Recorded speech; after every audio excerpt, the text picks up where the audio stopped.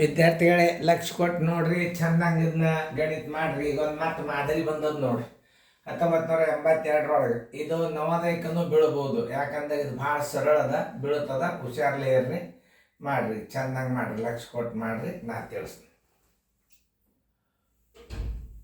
ಈಗ ಒಂದು 1500 ಚದರ ಮೀಟರ್ ವಿಸ್ತೀರ್ಣೋಳ ಒಂದು ಆಯತಾಕಾರದ ಹೊಲದ ಭುಜಗಳ ಬದಿಗಳು 5 ಅನುಪಾತ 3 ಪ್ರಮಾಣದಲ್ಲಿವೆ. ಹಾಗಾದರೆ ಆಯತಾಕಾರದ ಹೊಲದ ಸೂತ್ರತೆ ಎಷ್ಟು? ಅಂದ್ರೆ ವಿಸ್ತೀರ್ಣದಾಗ ಏನಾಗಿದೆ, ಭುಜ ಸಿಕ್ಕೊಂಡಾವ.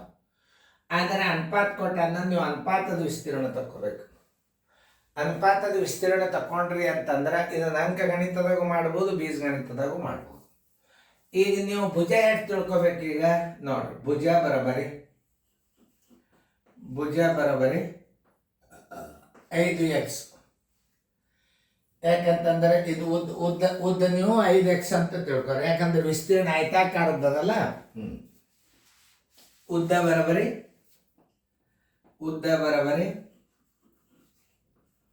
5x, ಅಗಲ ಬರೋಬರಿ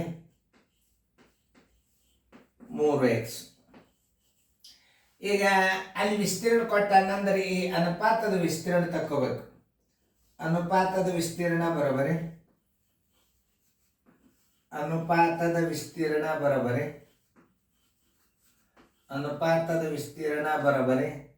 ಉದ್ದ ಗುಂಡ್ಲೆ ಆಗಲ್ಲ ಅಂದ್ರೆ 5x ಗುಂಡ್ಲೆ 3x ಬರೋಬರಿ 5 3 15 x ಗುಂಡ್ಲೆ x square ಆಗ್ತದೆ.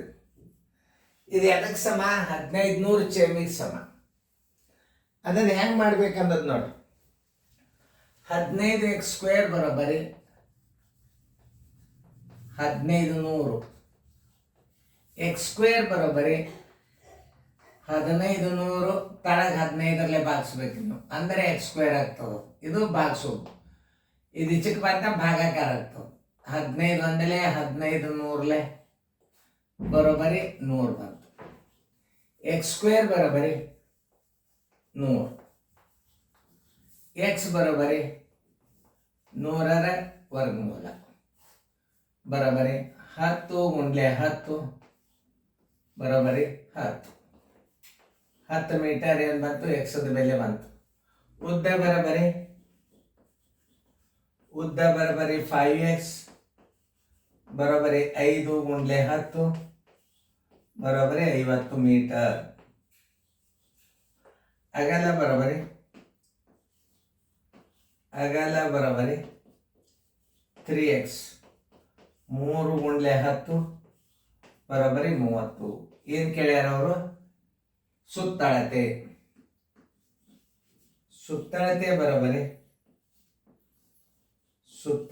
ಬರೋಬರಿ 2 ದುಂಡು ಕೌಂಸ್ ಉದ್ದ ಪ್ಲಸ್ ಅಗಲ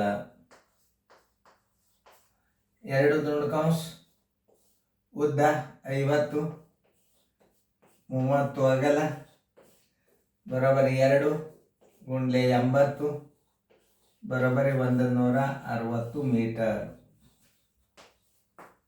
160 ಮೀಟರ್ ಬರೋಬರಿ 160 ಮೀಟರ್. ಉತ್ತರ ಸಂಖ್ಯೆ ಬಿ. ನೋಡಿ, ಎಲ್ಲ ಇವು ಲೇಟೆಸ್ಟ್ ಆಗಿ ಸಣ್ಣ ಲೆಕ್ಕದ ಇವೆಲ್ಲ ICIC ಸಿಲೆಬಸ್. ನಾಳೆ ನಿಮ್ಗೆಲ್ಲ ಎಂಟ್ರನ್ಸ್ ಈಸಿ ಪಾಸ್ ಆಗ್ತೀರಿ ನೀವು. ಹಿಂಗೆ ನೀವು ಅಂತಾವು ಗಣಿತ ಕಲಿಯೋದ್ರಿಂದ ಎಲ್ಲ CET ಇಂಜಿನಿಯರಿಂಗ್ ಬರ್ತಾವ. ಆಮೇಲೆ ಎಲ್ಲ CET ಎಕ್ಸಾಮ್ ಟೀಚರ್ ಪೋಸ್ಟ್ಗೆ ಸಹಿತ ಎಲ್ಲ ಇವು ಟೀಚರ್ ಟ್ರೈನಿಂಗ್ ಸಹಿತ ಬರ್ತಾವ. ಇನ್ನೊಂದು ತುಸು ಲೆಕ್ಕ ಇವೆಲ್ಲ ಬರೀ ವಿಸ್ತೀರ್ಣ ಮೇಲೆ 55 ಲೆಕ್ಕ. ಎಲ್ಲ ಪ್ರಕಾರದ ಗಣಿತಗಳು ಬಂದಾವ. ಸರಿಯಾಗಿ ನೋಡ್ಕೊರಿ, ಚೆನ್ನಾಗಿ ಬಿಡಿಸ್ಕೋರಿ ಫೇರ್ದಾಗ.